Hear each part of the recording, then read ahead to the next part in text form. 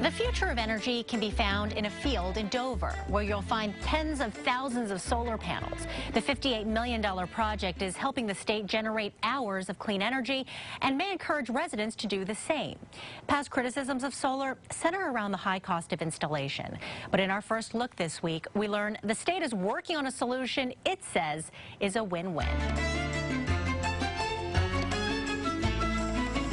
Just gonna clip in. 17,000 solar panels sit quietly on 100 acres of farmland in Dover, home to the 10-megawatt Dover Sun Park. FYI, 10 megawatts is huge. When you get to see it finished, I think it'll be awesome to look at, because you guys, even now, I mean, only half the panels are up, but you see solar panels everywhere. Since midsummer, the 35,000 solar panels have been powering about 1,300 homes and helping utilities like Delaware Power. There are clean energy goals that the state of Delaware has with respect to ensuring that a portion of our electricity supply does come from clean, renewable sources, and we're supportive of those goals, and we're working toward meeting those goals. Resolution number 5 is declared in the House. Last summer, the General Assembly passed Senate Bill 119, requiring 25% of Delaware's electricity come from cleaner sources by 2025. Solar has to account for 3.5%. Our 25% goal is among the more aggressive in the country, but at the same time it's achievable. Achievable thanks to projects like the Sun Park and because of Delawareans with solar-powered systems who generate what are called Solar Renewable Energy Credits, or SRECs for short. Basically, because your utility didn't have to fire up a coal-fired power plant or a nuclear power plant somewhere to give you electricity, because you generated your own solar electricity, that creates the Solar Renewable Energy Credit. Dale Davis is president of CMI Solar Electric, a local installer. He says on average, a Delaware home will use about 900 kilowatt hours of electricity per month. For every 1,000 kilowatt hours, solar customers earn one SREC. They can then sell their SRECs to energy providers who need the credits to meet state standards. And that's extra income for you. This generates about 70% of the electricity that I use in my house over a year's time. CMI installed Jack Buckley's solar panels 5 years ago. Buckley says the 66 panels generate about 7 SRECs a year, earning him around $2,000, give or take. Money that goes towards paying off his $47,000 investment. At the time, we had a great incentive from the state, and within another year, we'll probably be pretty much back to even. Buckley says the state paid for more than half of his system, and he financed the rest. We used 640 kilowatt hours. We generated 694. We're in the black for 54. This month's bill, only $9. Even on a cloudy day like today, the solar panels are still generating energy. And CMI Electric says add those savings to the federal and state incentives, and the average residential customer will break even on their system in about 7 years. Small businesses in less time than that. Solar-powered systems are cheaper than they were 5 years ago, but Davis says they can still run you $10,000 to $35,000. Currently, the federal government's offering a 30% tax credit, while the state's offering about a 25% rebate. But people still aren't jumping on the solar bandwagon. One of the biggest barriers to being able to do solar is that financing. So the state is trying to make it easier. We decided to create a task force that had representatives from a lot of different parts of the state to actually come together and figure out how do we have incentives that are smart and they don't over-incentivize the project, but at the same time provide enough of an incentive for someone to put a system on their house or their business. Davis is part of this task force, representing solar installers, manufacturers, and customers. They make up DSEC, Delaware Solar Energy Coalition.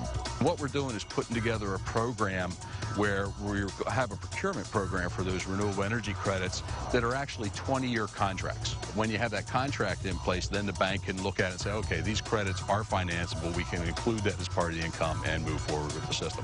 The Department of Natural Resources and Environmental Control's Colin O'Mara says the contract program is currently under consideration, which, if passed, clears the way for more solar installations, job creation, and helps the environment all at the same time.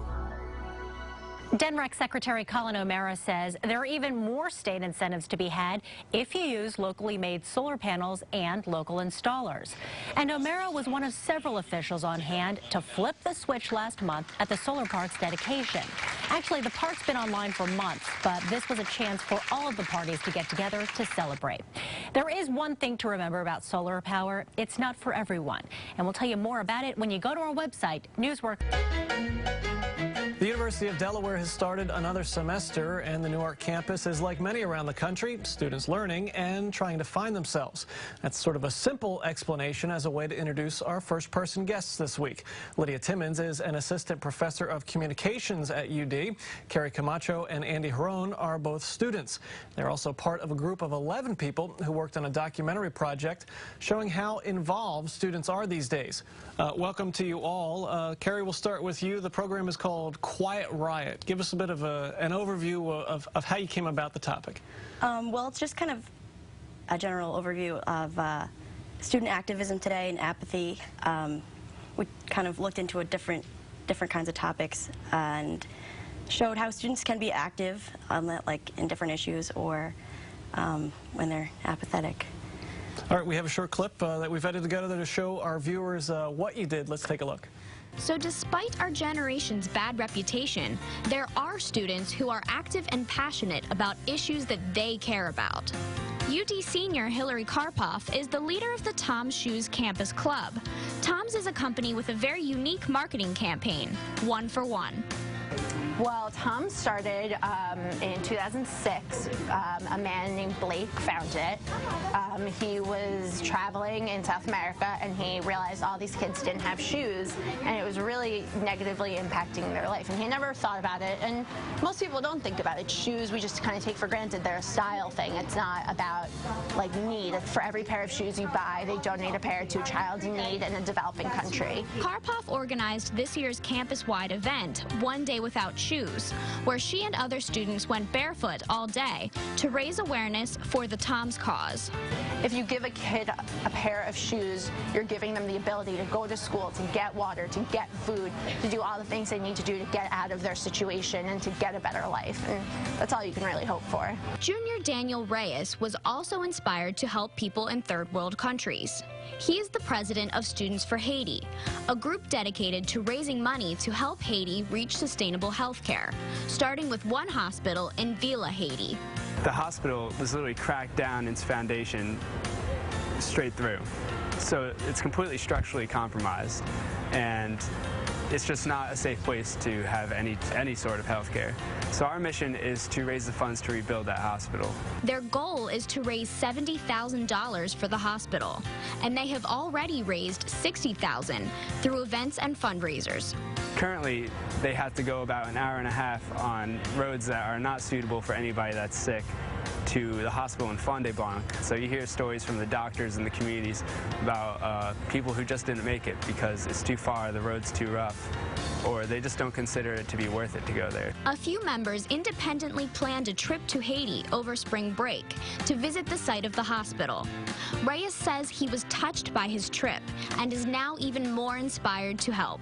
And a few organizations are actively working to fight for the rights of people in need, some across the world and some right here in our own community. Senior Rebecca Santano is the president of Uganda Untold at UD. Our mission is to spread awareness about the longest-running civil war in African history. It's been going on for 25 years in northern Uganda, and we also raise funds for our two charities, Invisible Children and Project Have Hope. Santano says her heart goes out to the people of Uganda who have been part of this war for so long, especially the children who are often kidnapped and forced to fight in the rebel army called the Lord's Resistance Army. There's a look at the UD documentary Quiet Riot about student activism. Andy, tell us about your role in the documentary. What was the most interesting part for you? The most interesting part for me was I got to be the narrator, one of the narrators, me and another girl. And I thought that was really cool, but it was also just really fun to work as a team and to make something, a half-hour documentary on that. And from the beginning of planning and deciding what we actually wanted to make it on to the end of freaking out and trying to get it edited and finished before the semester ended.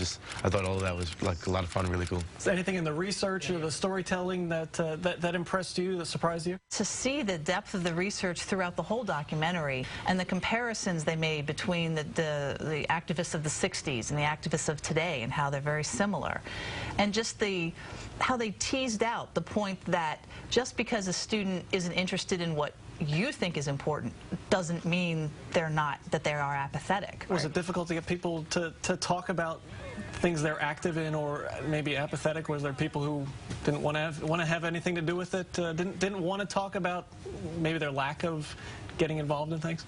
Those people, yeah, I guess the more apathetic people were less apt to talk about it. Some were, but the people that were active for our cause are excited and they want to tell you everything that they can. People have more ways than ever to get involved. And someone, clicking and liking a cause means that there's something in them that cares. I mean, I remember when they were looking for apathetic college students, we were almost at the point of what do we have to do? Do we have to stage a party and show people drinking? But then the students were like, well, but we can't show these people because they all do something. Right. We really had a really hard time. I don't think we really ever actually found anyone who was apathetic, because even the people who you thought, oh, they're just lying on the green playing Frisbee. Well, but maybe they just came from a rally. Right. You can't make that assumption, and I think that it was a really good case study in how a lot of times you make assumptions based on what you see without really delving into the background. Thank you to you all, and good luck to you both, Carrie Camacho and Andy Harone, students and documentarians at the University of Delaware, and their professor, Lydia Timmons. Thank you very much for joining us on First.